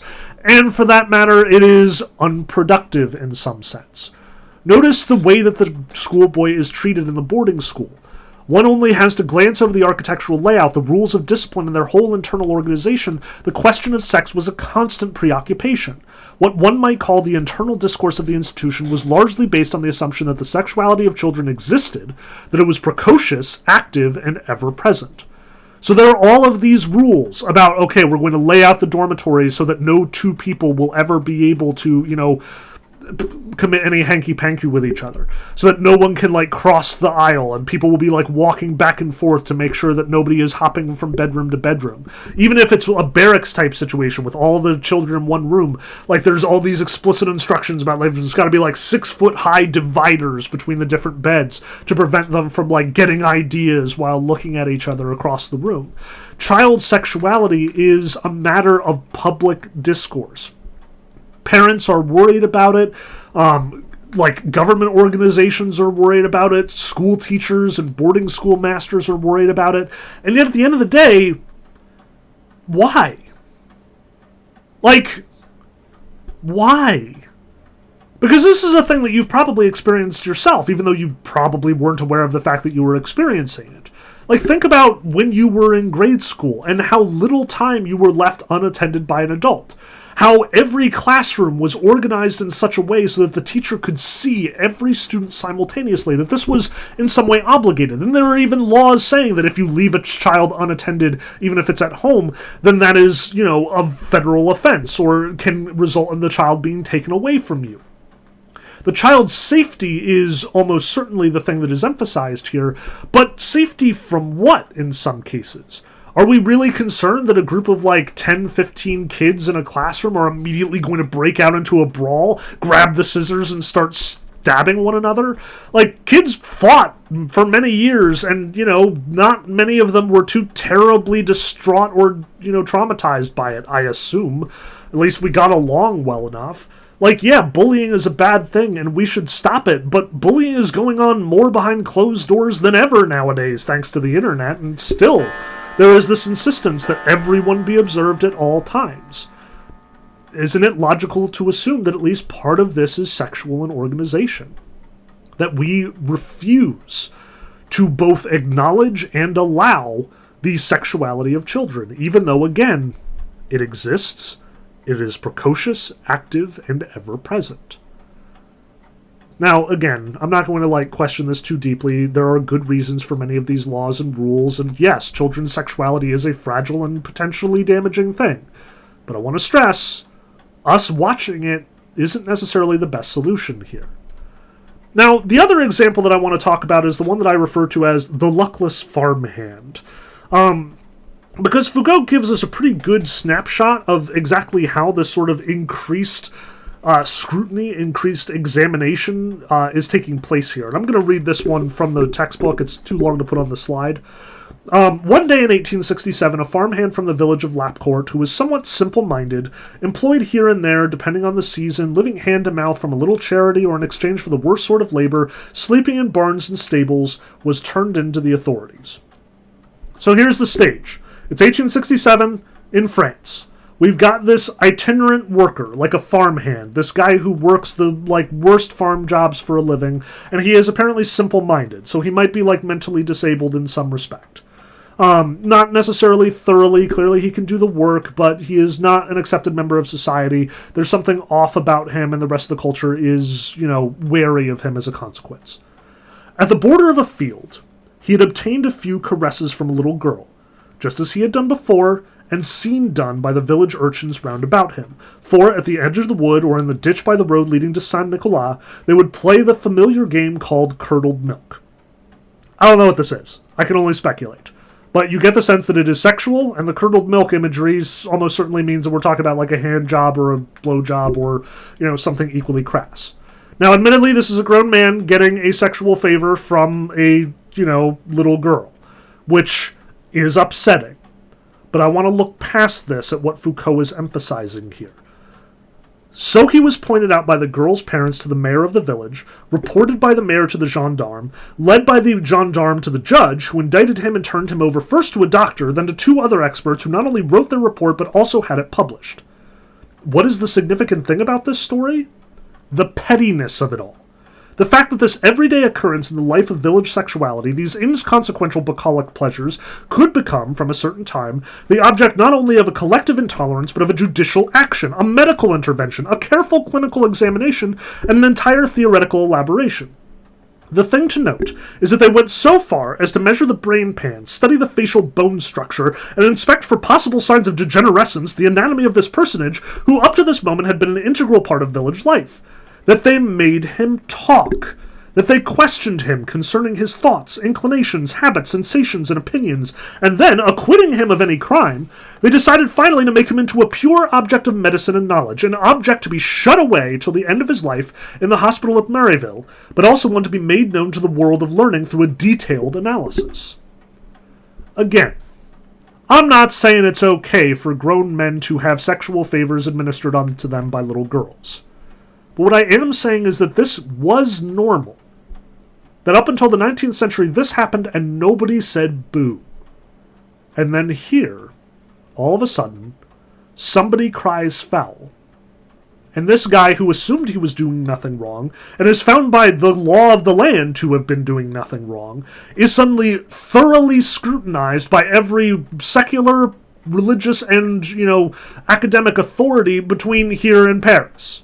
Suddenly, he is an object of intense study and speculation. Suddenly, everyone needs to know, why is he doing what he is doing? What does his behavior entail? What does this mean about him and about us? As I quote here from a passage at the very end of this section on the incitement to discourse, what is peculiar to modern societies, Foucault writes, is not that they consigned sex to a shadow existence, but that they dedicated themselves to speaking of it ad infinitum, forever, while exploiting it as the secret. This is a complete secret to all of us, and therefore we must study it as loudly as we possibly can. And I want to stress, because Foucault is going to bring this up later, and we are going to talk about it later. Again, Yeah, it's upsetting to think that kids were involved in sexual activities back in, possibly the medieval era or the early modern era, and nobody was doing anything about it. But I also want to stress, maybe we're the ones who are a little wrong on this one. Maybe our intense scrutiny of schoolboys and little girls is in fact doing them greater harm than good. Because notice, Foucault will bring this up later, as I've said before, things are going on that aren't talked about. And sometimes this means that, or like people who are in fact harmless and not doing anybody any damage, gay people might be meeting and having sex and nobody's saying boo about it, or, maybe trans people are dressing up as women or men and they're, parading around the town and everybody just allows this to happen. Everyone looks the other way. There's a decent chance that this is going on a broad scale prior to the modern era, and it is only since we've started policing and surveying these things that it's become, or that it starts being considered a public problem. Again, homosexuality is a word coined in the 19th century. It was coined by psychologists as a pathology, as a kind of disease. Before that, presumably it was happening, just nobody cared. It was allowed to happen. But now that we are studying it, now that we are scrutinizing it, now that we have this careful apparatus of government interference looking over the world, now it's a problem.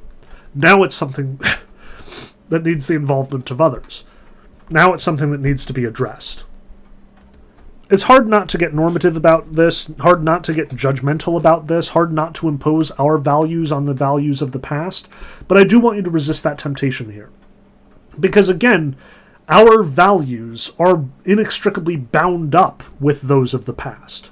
At least part of the reason why we think this is so objectionable is because of all of the things that Foucault is exposing to us right now.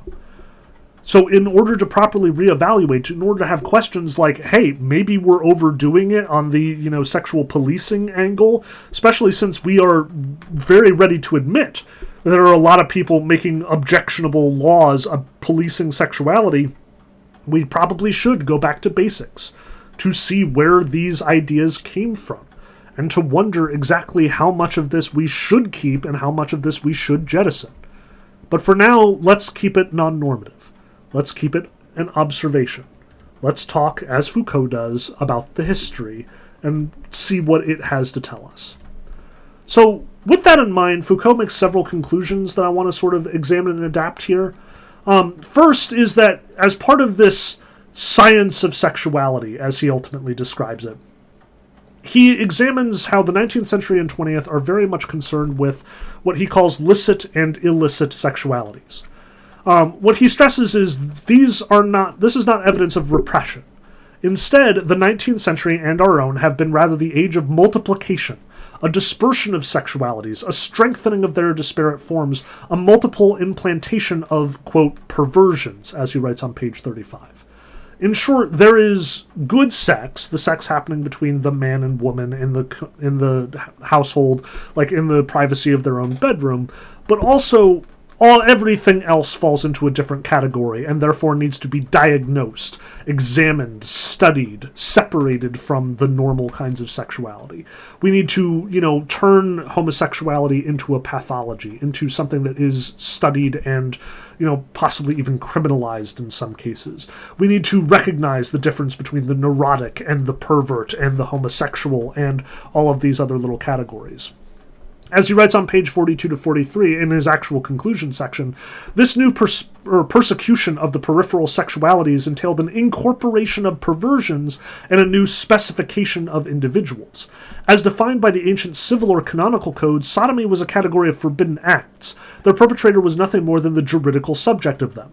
The 19th century homosexual became a personage, a past, a case history, and a childhood, in addition to being a type of life, a life form, and a morphology, with an indiscrete anatomy and possibly a mysterious physiology.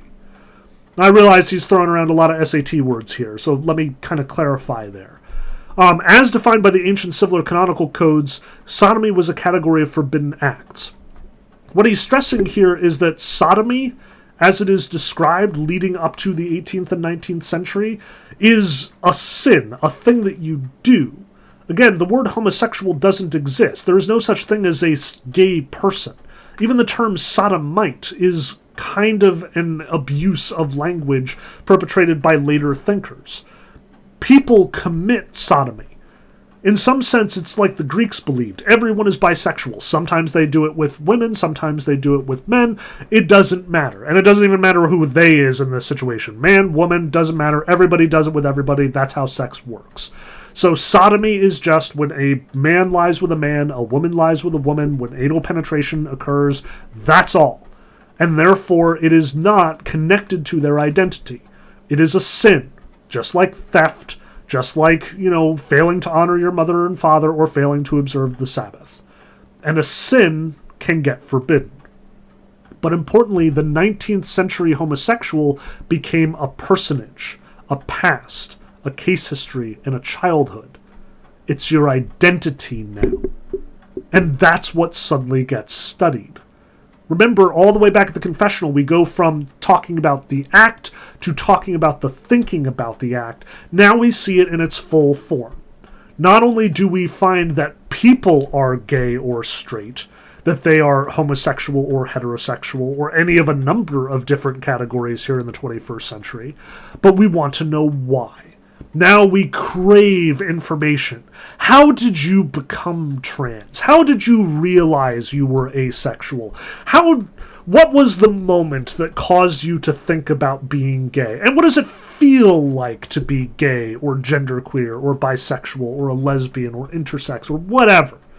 Now you must become the subject of study. Now you must tell us who you are and why you are and what you do and how it feels and what led you to this. And so we can speculate wildly. Maybe it was because they watched that particular TV show, or maybe because they were abused as a child.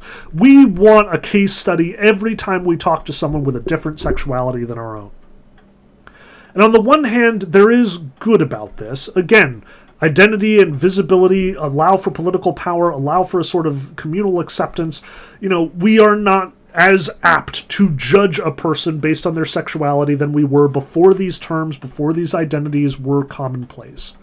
But at the same time, this all belies the basic apparatus of judgment and policing that has brought about looking at people as indiscreetly anatomical, as having a mysterious physiology.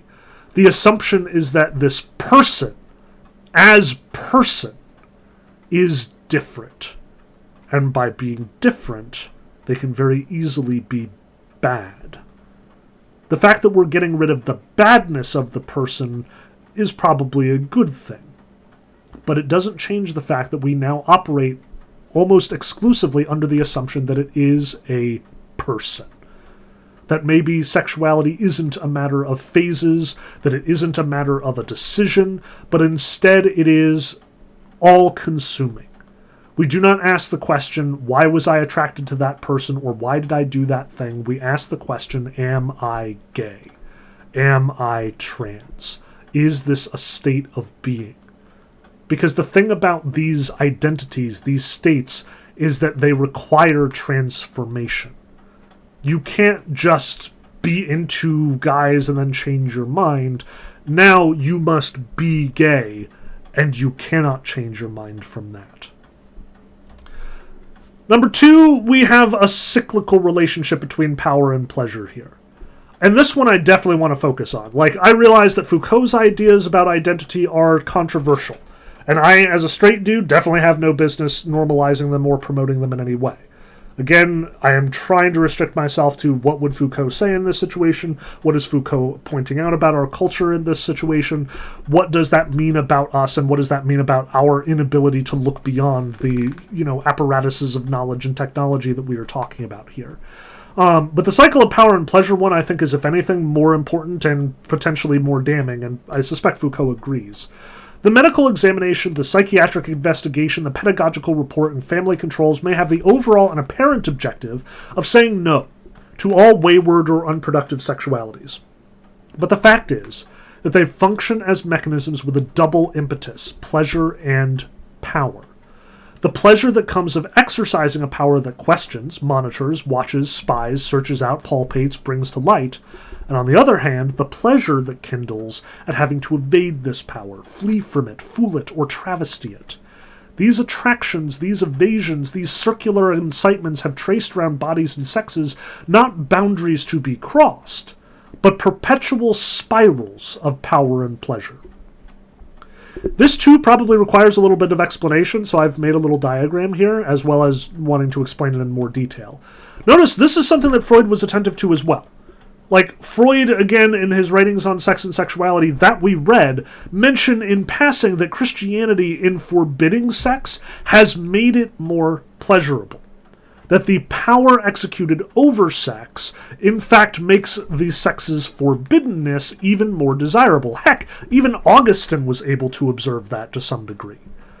What Foucault is stressing here is that this new, redoubled efforts to survey and police sexuality have this dual relationship.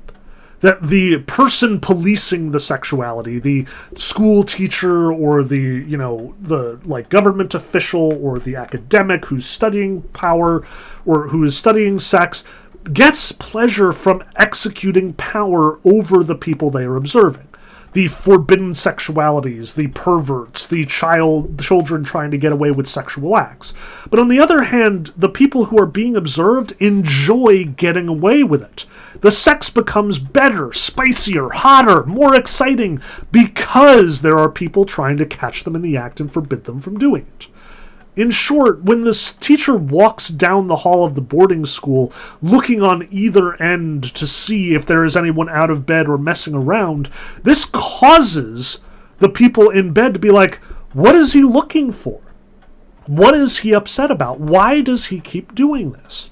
They think about, hey, so-and-so got expelled because they were apparently playing with each other's penises. And so maybe we should try that out. What's the big deal? Why are people so into this? And because it is forbidden, they become more curious, more excited. And then when they discover that it is pleasurable, it becomes more pleasurable because they're getting away with it. But that causes this guy to catch them in the act, double down on policing it. Now we're going to walk through twice as often, or we're going to make everybody put into separate rooms. We're going to lock the doors so they can't get out of their rooms, which makes it all that much better when they do find a way around it, when they're climbing out of windows or when they're, hiding behind hedges. Each time that the effort of policing becomes stricter, the pleasure at getting away with it becomes better, which causes more people to want to get away with it, which causes more people to get caught, which causes more policing. Perpetual spirals of power and pleasure, in short. All of this discussion about sexuality, this incitement to discourse, this surveying and policing, makes sex better, in short. And that's why we're doing it more, and that's why we're getting away with it more. Everybody is enjoying every part of it. Police and the policed. Which leads us to conclusion number 3. 19th century bourgeois society, and it is doubtless still with us, was a society of blatant and fragmented perversion. And this was not by way of hypocrisy, for nothing was more manifest and more prolix or more manifestly taken over by discourses and institutions. In point of fact, this power had neither the form of the law nor the effects of the taboo. It did not set up a barrier, it provided places of maximum saturation. It produced and determined the sexual mosaic. Modern society is perverse not in spite of its puritanism, or as if from a backlash provoked by its hypocrisy. It is, in actual fact and directly, perverse. Society is not interested in sex for its own sake anymore. Society wants the power balance, wants the joy of getting away with it, wants all of the power dynamic and not necessarily the pleasure of sex itself. It's all those sitcoms where two people are sneaking around, but then, it gets revealed and suddenly they're not into it anymore. Because it wasn't the sex that was good, it was the sneaking around that was good. Because the sneaking around is what our society is obsessed with. All the forbidden sexuality. Sex is more legal, more acceptable than it probably has been at any other point in history, with the possible exception of the Greeks and Romans. And yet, We are more scandalized by it. We are investigating it more deeply. And again, the power structures are frequently reversed here. Here are two examples of powerful people who have sexual liaisons and end up being thoroughly scrutinized by the public at large. As much as it became a near catastrophe for Clinton's presidency, I suspect it honestly endears Trump supporters to him to know that he got away with it. They want to be like that. And the cycle of people watching, so therefore you have to get away with it, so therefore we, knowing people are getting away with it, watch all the more closely. Like, we are both the scrutinized and the scrutinizers. We are both the people watching our celebrities and watching our friends and family to see what they're doing at the same time as we are hoping to get away with it ourselves. Our entire engagement with sexuality is defined by this power relationship, and that is perverse. We're getting off on the power play. Alright, so what? So we've got this elaborate description of sexuality, not as repression, but instead as this gradual saturation of the environment. That, like, all of a sudden everyone is obsessed with sexuality all the time, and we're all watching each other, and we're all being watched by each other, we're all trying to get away with it, and we're all trying to catch each other in the act. So what? Well, so that's what I mean by historiography here. We've got two conflicting stories of what sexuality looks like and how it's come to be the way it is. We've got the repressive hypothesis, the one where we're increasingly repressed and we're all just, trying to get over our repression, liberating ourselves for some good sex of tomorrow. Or we've got Foucault's examination where we're actually more saturated in this sexuality than ever before, and that's affecting the way that we understand our sexuality, changing the way that we relate to our sexuality. In fact, as much as we regard many alternative sexualities as being the most liberated of people among us, in actuality, they are every bit as much the victim of this kind of sexual saturation understood in this light. But this is what I want to stress. There are two stories that I've presented to you. Both have their merits, both have their problems. But at the end of the day, it's going to be up to you to decide what to do with it. If you're asking me, okay, so what? You're asking the wrong question to the wrong person. What do you feel like you need to do with this? Does this change the way you relate to your own sexuality? Foucault's going to have ideas about how sexuality can be explored outside of this, perverse, saturating system. We'll explore that in the next couple of weeks or so. But for now, does the knowledge change things? Does this change the way you understand sex, and your sex in particular? Because Foucault would be quick to stress, every age is its own, and we cannot necessarily use the lessons learned by the ancient Greeks or the early moderns to inform our own perspective and our own attitudes. We've got what we've got. But if we understand how we got to this point, if we understand why we think what we think, what possible motivating factors could be involved, we can outmaneuver them. We can get out from under them. We can cut the Gordian knot in some respect. We can be something different. Foucault is one of many historians sort of looking back at history and reevaluating it in this light. What I want to stress is that in this class, I'm hoping to teach you to do the same. Historiography is just learning to read history and sort of craft the various fragments and details and writings and events into a narrative. Because that's what we want. We want the story part of history. It's only comprehensible to us when we see the causes and effects all laid out really nicely for us. So what story do you tell? Because that's effectively what I'm asking you to do in the research paper. All 4 of the prompts that you are given are questions rooted in history. How did Plato affect later writers? How did philosophy change circumstances for women? How did, the perspective of the Greeks regarding homosexuality, give way to the present, or are they connected in any way? Has Christianity changed? All of these questions are essentially asking you, A, pick a side. What do you think changed? Or do you think anything changed? Or whatever.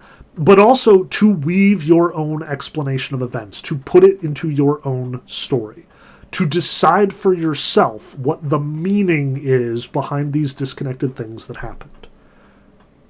Take what I've taught, take the information I've given, take the details and features and readings and so on, and make a story out of it. Make it make sense. Find the underlying principles and use that to inform you today. Because on some level, all of the major political controversy we've had, all of those discussions we've had about visibility and sexuality and identity, this at the end of the day leads us to our own sort of conflicting narratives. Narratives of people who are convinced that Trump won the 2020 election and that the whole thing is a cover-up, and narratives that insist that Trump lost the 2020 election, and the insistence that this is a cover-up is itself, a nonsensical conspiracy theory circulated by people who, have their own personal interests in mind. I invite you to start scrutinizing these stories as well, the stories you hear on a regular basis, and look for a deeper meaning. Look for, as Foucault would, the cogs, the levers, the actual execution of power.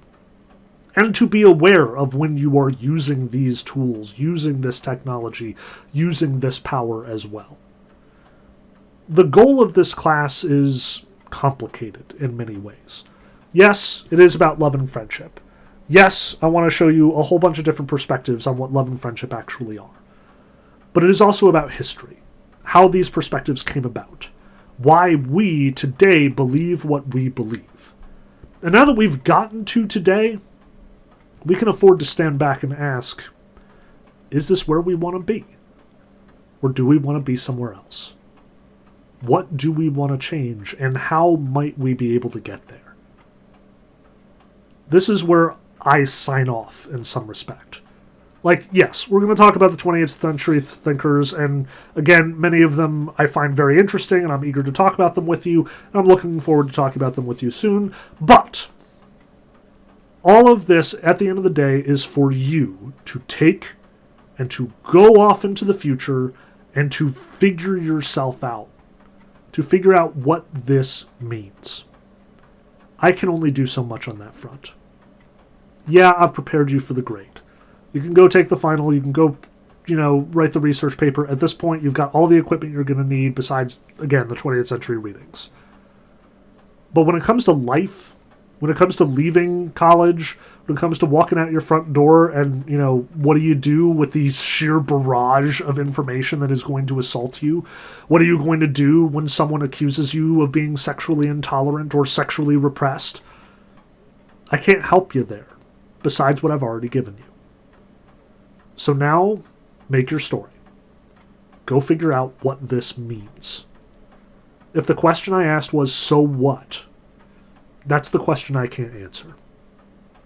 I have to leave that to you. Good luck.